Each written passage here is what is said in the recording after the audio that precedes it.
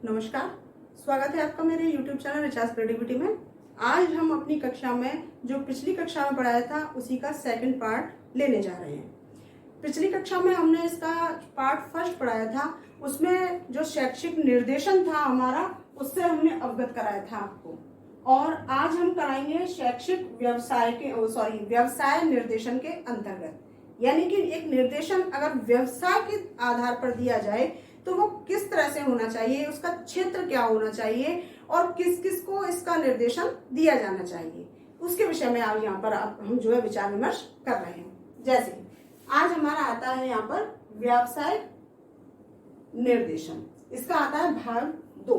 इसके अंदर हम देख रहे हैं यहाँ पर व्यावसायिक निर्देशन के क्षेत्र और व्यावसायिक निर्देशन के शिक्षकों की भूमिका, और तीसरा आता है यहाँ पर व्यावसायिक चयन एवं विकास के निर्धारित तत्व। तो सबसे पहले हम इसके क्षेत्र देखते हैं। क्षेत्र के अंतर्गत हम देखते हैं कि व्यवसायिक क्षेत्र के जो होते हैं, पहला आता है व्यवसाय का चयन।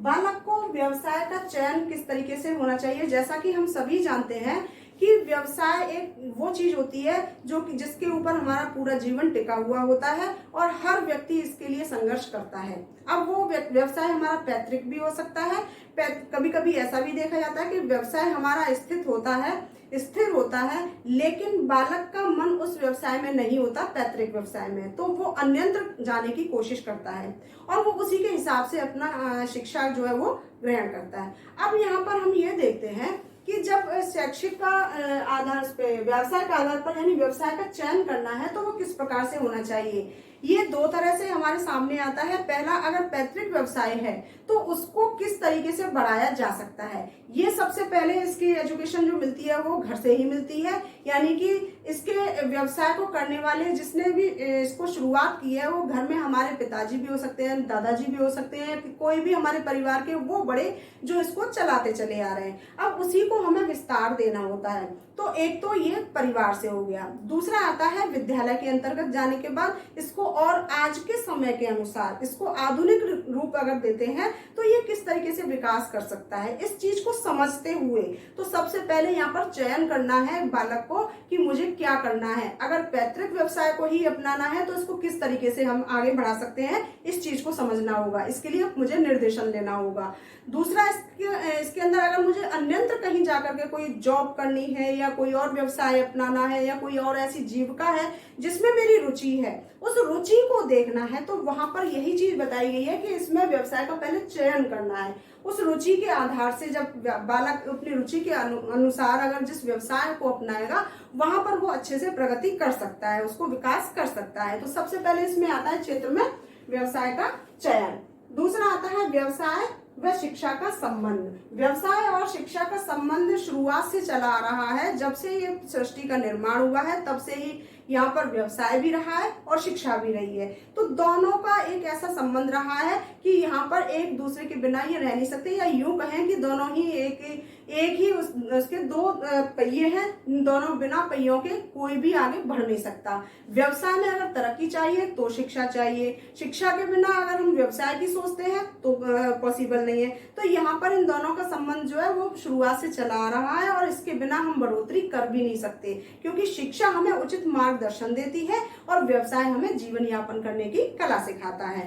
फिर देखते हैं हम यहाँ पर व्यावसायिक सफलता। व्यावसायिक सफलता हम किस प्रकार से कर सकते हैं, यहाँ पर हमें एक निर्देशन करता किस तरीके से निर्देश दे सकते हैं जिसके माध्यम से हम इसको सफलता की उच्च श्रेणी में लेकर के जा सकते हैं। हमने कोई भी एक ग्राफ बनाया, हम यहाँ शून्य में थे, हमारे पास कुछ भी नहीं था, लेकिन हमें यहाँ पर जाना है ऊपर। तो यहाँ पर जाने के लिए हमने ये इस तरीके से बहुत सारी सीढ़ियों का निर्माण किया था जिसके ऊपर हम चलते गए। तो यहाँ से हमने यहाँ पर रखा तो ये सफलता है, और यहाँ से अगर नीचे आ गए तो ये असफलता है। ये हमारा पहले से निश्चित था, परंतु हमने उसमें मेहनत नहीं की या एक उचित रूप से निर्देशन प्राप्त नहीं किया तो हम यहाँ पर आ गए। लेकिन अगर यहीं से नीचे से ही हमने उसका एक ऐसा ग्राफ तैयार किया कि हमें सफलता के उच्च शिखर पर लेकर के जाना है, वो हमारा एक एम है। एम बना लेना चाहिए व्यक्ति को। जब एम बना लेते हैं तब जाकर के हम उच्चता के शिखर पर आसानी से पहुंच सकते हैं कुछ संघर्षों के बाद। तो यहाँ से हम सीढ़ी बाय सीढ़ी जो ऊपर जाते हैं तो ये हमारी सफलता को दर्शाता है। और ये हमारी एक ऐसी सफलता होती है जो एक उद्देश्य हमने बनाया था वहां हम पूर्णता सफल हो चुके हैं। तो यहाँ पर हमने ये देखा कि व्यावसायिक सफलता एक क्षेत्र है, कहाँ से कहाँ पहुंचना है ये उद्देश्य हमारा पहले ही बन जाता है। अब देखते हैं शैक्षिक पृष्ठभूमि। शैक्षिक पृष्ठभूमि वो पृष्ठभूमि होती है जिसके आधार पर हम एक उचित निर्देशन लेने के बाद अपने व्यवसाय को उच्चतम दृष्टि से देखते हैं और बहुत आगे ले जाने की कोशिश करते हैं। आज जितने भी सफल व्यवसायिक हैं या एक व्यवसाय को अपनाने वाले जो भी व्यक्ति हैं, वो अपने कहीं ना कहीं किसी न किसी रूप में उस प्रकार से निर्देशन प्राप्त किया है, उचित रूप से गाइडेंस लिया है, चाहे वो घर परिवार से हो, चाहे समाज से हो, चाहे अपने विद्यालय से हो, चाहे किसी जरिए से उन्होंने ये बात सीखी हो। तो वहाँ उस समय से अगर हम देखते हैं शैक्षिक निर्देशन होता है वो, जिसके आधार से हम ऊपर जाने की कोशिश करते हैं, यानी कि सीढ़ी बाय सीढ़ी हम जो सफलता को प्राप्त करते हैं। तो यहाँ पर शैक्षिक पृष्ठभूमि बनानी होती है हमें, जिसके आधार पर हमें हर नियम उसको हमें फॉलो करना होता है, तब हम आगे बढ़ सकते हैं। तो इसकी एक पृष्ठभूमि बनाना अत्यंत आवश्यक होता है। तो ये एक क्षेत्र होता है इसका। तो यहाँ तो ये तो हमने इसके क्षेत्र देखे। अब हम देखते हैं यहाँ पर व्यावसायिक निर्देशन में शिक्षकों की भूमिका। इस निर्देशन को देने के लिए शिक्षकों की क्या क्या भूमिका हो सकती है, जैसे कक्षा में पढ़ाए जाने वाले विषयों का जीवन की वास्तविकता से संबंध। जो हम कक्षा में विषय पढ़ाते हैं उसको हमें एक निजी जीवन की, क्योंकि हर व्यक्ति का जीवन होता है, उस जीवन को जीने के लिए उसे संघर्ष करने पड़ते हैं, तो वहां उसको एक सक्षम रूप से वो किस तरह से व्यतीत करे। तो यहाँ पर कुछ ऐसी घटनाएं हैं, उन घटनाओं का वर्णन कक्षा के अंदर रखना चाहिए, उसको जोड़ देना चाहिए, या एक ऐसे उदाहरणों के माध्यम से बालक को समझाना उचित होता है कि जहां पर वो अपने लक्ष्य की प्राप्ति आसानी से कर सकता है। ये एक शिक्षक, क्योंकि एक शिक्षक को एक बहुत ही अच्छा आदर्शमयी एक ऐसा निर्देशक के रूप में जाना जाता है जहां वो उचित राह दिखा सकता है। फिर दूसरा हम यहाँ पर देखते हैं कि व्यावसायिक जीवन के लिए नया ज्ञान। व्यावसायिक जीवन के लिए जैसे अब यहाँ व्यावसायिक है, तो अगर हम केवल व्यावसायिक शिक्षा को प्राप्त कर रहे हैं तो उसमें रोजाना के हिसाब से अगर हम देखते हैं तो तरक्की होती है, विकास होता है, नया ज्ञान आता चला जाता है, क्योंकि ये सृष्टि जो है विकासशील है। जब विकासशील है तो रोज नए तकनीकियों का एक विस्तार होता है, ज्ञान का एक विस्तार होता है। तो उसी के हिसाब से हमें आधुनिकीकरण को देखते हुए भी अपना विकास करते, तो नए नए ज्ञानों से परिचित कराना एक शिक्षक का दायित्व है। फिर देखते हैं यहाँ पर कार्य जगत के लिए समय समय पर जानकारी। कार्य जगत के लिए जो कार्य किए जाते हैं तो समय समय पर एक ऐसी जानकारियों को देना कि अब कौन सा समय के हिसाब से चलना। समय के हिसाब से अगर हम चलते हैं तो वहां पर हमें परेशानी नहीं होती है। अगर हम पुराने ज्ञान को हमेशा लेते हुए आगे बढ़ते हैं तो वहां हमारा ज्ञान जो है वो अधूरा माना जाता है। लेकिन हम पुराने ज्ञान के साथ साथ नए ज्ञान को भी जोड़ लेते हैं तो ये एक विकसित ज्ञान के अंतर्गत आता है। तो यहाँ पर मैं आपको एक उदाहरण के माध्यम से समझाती हूँ कि अगर एक बहता हुआ जल है, हमारा नदी है या जो भी बहता हुआ जल है, वो हमेशा साफ और शुद्ध होता है क्योंकि वो निरंतर बहता चला जा रहा है। लेकिन अगर उसी जल को एक दायरे में बांध दिया जाता है तो वो वहीं तक संचित रहता है जिसके अंदर विषाणु आना निश्चित है। तो यहाँ पर हमें ये सोचना होगा कि जिस तरीके से वो बहता हुआ जल है वो निरंतर चल रहा है, अपना कार्य कर रहा है, तो हर कार्य जगत में एक नया ज्ञान जोड़ना है पुराने अनुभव के साथ। तो वहां पर हम उस ज्ञान को जब आगे रखते चलते हैं तो हमें एक नए ज्ञान की प्राप्ति होती है। फिर देखते हैं हम यहाँ पर छात्रों को क्षमतानुसार व्यवसाय की जानकारी। जब व्यवसाय की जानकारी दी जाती है तो बच्चों के क्षमता के अनुसार, बच्चे की रुचि के अनुसार, बच्चे का इंटरेस्ट किस चीज में है, किस क्षेत्र में है, उसकी कैपेसिटी कितनी है, वो किस चीज को कितना एक्सेप्ट कर सकता है। इसीलिए मैंने आपको भी बताया था कि कुछ पैतृक अगर व्यवसाय होता है तो कुछ बालक अपनी क्षमता के अनुसार उसको एक्सेप्ट करते हैं और कुछ अपनी रुचि या कैपेसिटी के अकॉर्डिंग उसको हटा भी देते हैं, वो अनियंत्रित क्षेत्र में जाने की कोशिश करते हैं। तो यहाँ पर ये वही चीज बताई है कि छात्रों को क्षमतानुसार व्यवसाय की जानकारी देना ही उचित होता है। फिर देखते हैं शिक्षकों को निस्वार्थ भूमिका निभाना। एक शिक्षक का दायित्व बनता है कि वो जो अपनी भूमिका निभा रहा है वो निस्वार्थ भाव से निभाए। अब हमने बहुत सी चीजें ऐसी देखी भी हैं, हमने सुनी भी है, हमने अपने निजी जीवन में भी देखे हैं कि बहुत से शिक्षक क्या होते हैं कि इस तरह का दायित्व निर्वाह करते हैं कि कक्षा के अंदर अगर 40-45 बच्चे बैठे होते हैं, उन बच्चों के बीच में उनको कुछ बच्चों से ही उनका ज्यादा तालमेल होता है क्योंकि वहां उनका एक स्वार्थ होता है और उस स्वार्थ भाव से कि जैसे उनके पिताजी किसी क्षेत्र में ऐसे हैं जहां एक शिक्षक को अच्छा सा प्रॉफिट हो सकता है, वो किसी भी चीज का प्रॉफिट हो, विद्यालय में ही नहीं विद्यालय से बाहर भी जाकर के हो, तो ये हमारा स्वार्थ नहीं होना चाहिए। यहाँ पर एक शिक्षक की भूमिका ये होनी चाहिए कि हर बच्चे के साथ उसका एक निस्वार्थ भाव से अपनापन होना चाहिए और हर तरह की सीख जैसे अपने किसी भी बच्चे को दे रहे हैं तो वो सभी के लिए समान होना चाहिए।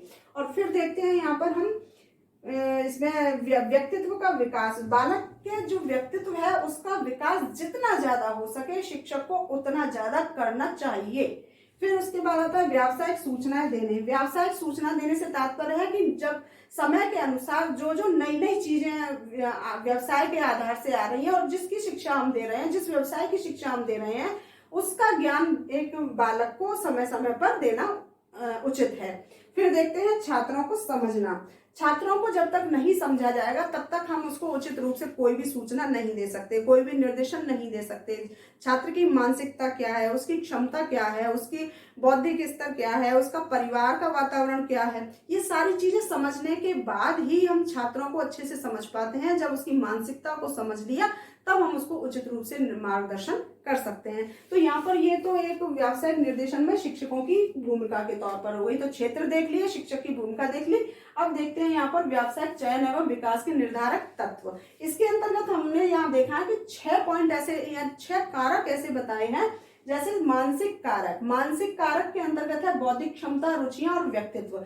बालक का मानसिक कारक क्या है कि जब बौद्धिक क्षमता है उसकी कैसी है, उसके आधार पर उसकी रुचि क्या है, उसका व्यक्तित्व क्या है, उसको मानसिक क्षमता को देखने के बाद उसको उचित रूप से निर्देशन दिया जा सकता है। जब तक मानसिक क्षमता और उसके व्यक्तित्व से परिचित नहीं हुआ जाएगा, एक निर्देशक उससे परिचित नहीं होगा पूर्ण रूपेण, तब तक वो उसको सही रूप से उचित मार्गदर्शन नहीं दे सकता।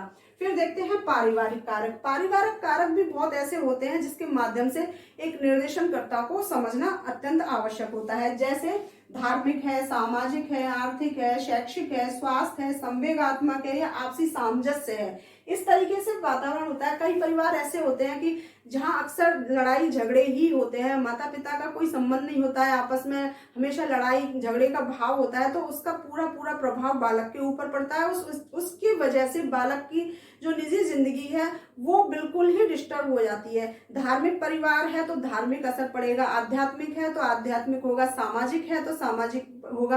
इस तरीके से बहुत सारे इस पहलू है जिसके अंदर या ऐसे कारक है जिसके माध्यम से बालक के ऊपर पूरी तरह से छाप पड़ती है। तो दूसरा कारक आता है पारिवारिक कारक। अब यहाँ पर एक निर्देशक को ये पूरी तरह से समझना होगा कि बालक के ऊपर कोई ऐसा प्रभाव है तो वो कौन सा प्रभाव है जिसकी वजह से बालक को उचित रूप से निर्देशित किया जा सकता है, तो वो किस फील्ड में किया जा सकता है। तो ये इसका पारिवारिक कारक को देख करके। तीसरा आता है हमारा राष्ट्रीय व अंतर्राष्ट्रीय कारक। इसके अंतर्गत हम देखते हैं कि आज के समय में हम देख रहे हैं कि एक आधुनिक युग है, मशीनीकरण का युग है।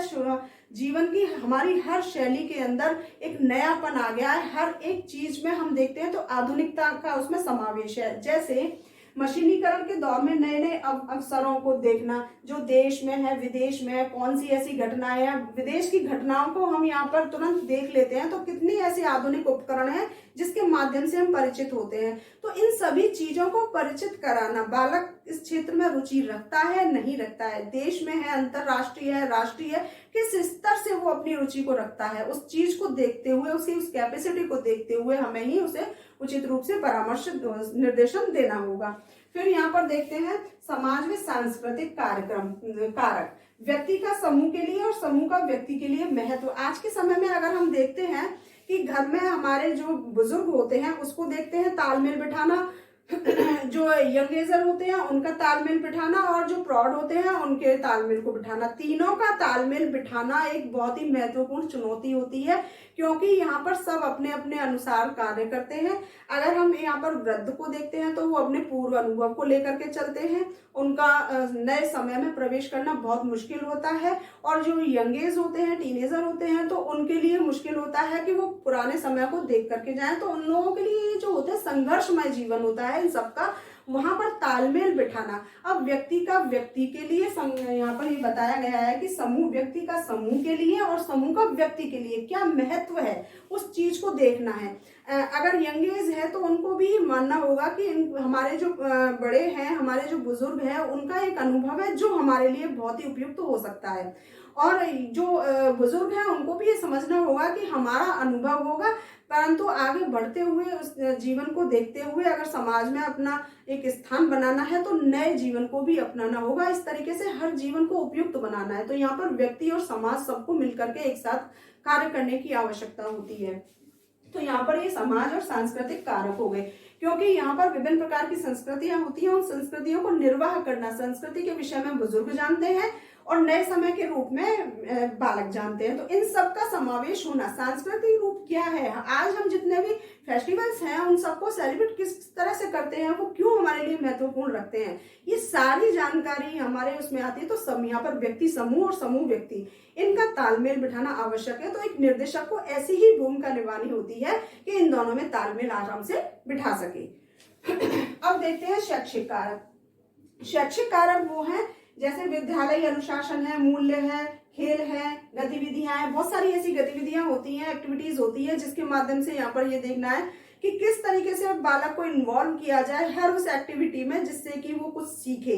क्या सीखे, कैसे सीखे, उसके स्तर के हिसाब से सीखे, समाज के हिसाब से सीखे, देश के हिसाब से सीखे, अपने व्यक्ति के हिसाब से सीखे। तो बहुत सारी एक्टिविटीज होती है, उसके आधार से तालमेल बिठाना, विद्यालय में अनुशासन में ढालना, जो कि आज के समय में हम देखते हैं तो विद्यालय अनुशासन सबसे ज्यादा प्रभावी हो रहा है। बालक अनुशासनहीन होता चला जा रहा है। यहाँ पर हर कोई भी प्रबंधन हो, कोई भी कैसा भी प्रबंधन हो, वहां पर अनुशासनहीनता दिखाई देती है। और उस चीज को ही समझना कि ये अनुशासनहीनता क्यों है, उस कारण को समझना, तब जाकर के उस समस्या का निदान किया जा सकता है। तो यहाँ पर ही हमारा आता है शैक्षिक कारक के अंतर्गत। और अंत में आता है जैविक कारक। जैविक कारक के अंतर्गत विभिन्न प्रकार के पक्ष आते हैं, जैसे यहाँ पर शारीरिक रचना, लंबाई है, चौड़ाई यानी कि मोटाई है, आकर्षण है, क्षमताएं हैं, बहुत सारी चीजें ऐसी हैं जैविक है, यानी वंशानुक्रम के आधार से अगर हम देखते हैं तो वहां पर बालक का एक परिवार के अंदर जो जन्म लेना होता है, उसका रंग रूप है, कद काठी है, उसका व्यवहार है, उसके अंदर कौन कौन सी ऐसी गतिविधियां हैं जिसको वो अपनाया तो किसका है।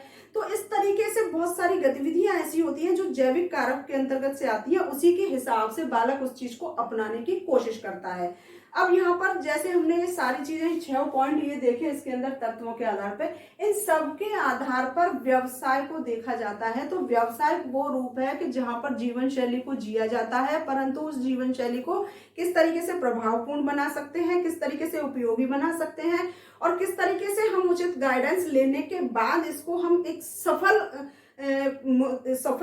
उस पर विकास हो सकते हैं, एक सफलता प्राप्त कर सकते हैं, हम एक उस मुकाम को हासिल कर सकते हैं जो कि एक महत्वाकांक्षी व्यक्ति रखता है। तो वहां वो सारी कैपेसिटी एक बालक के अंदर होनी चाहिए जो उसके लिए उचित है। उसी कैपेसिटी को समझते हुए एक निर्देशक को जो है अपना पूरी तरह से व्यवसाय के आधार पर, क्योंकि हमें पूरा जीवन जीना होता है, तो बिना व्यवसाय के जीवन जीना निरर्थक है। इसीलिए यहाँ पर व्यवसाय से संबंधित जितनी भी क्रियाएं आती हैं, जितने भी कारक आते हैं, जितने भी क्षेत्र आते हैं, उन सभी को एक निर्देशक को, एक शिक्षक के रूप में हो, चाहे समाज के रूप में हो, चाहे अन्यत्र हो, समझना होगा। समझने के बाद ये उचित रूप से अगर वो निर्देशन देता है तो वहां पर हर वो व्यक्ति, हर वो बालक एक अच्छे उद्देश्य की प्राप्ति कर सकता है, एक व्यावसायिक तौर पर जो उसकी एक कामना होती है। तो इस वीडियो के अंदर मैंने आपको ये आज सेकंड पॉइंट यानी इसका जो दूसरा भाग है उसको व्यावसायिक हमारा निर्देशन है उसको समझाने की कोशिश की है।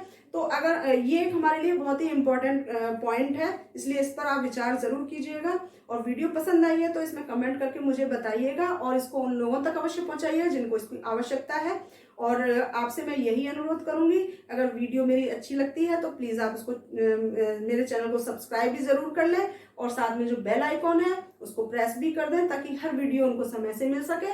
और वीडियो देखने के लिए आप सभी का बहुत बहुत धन्यवाद। नमस्कार।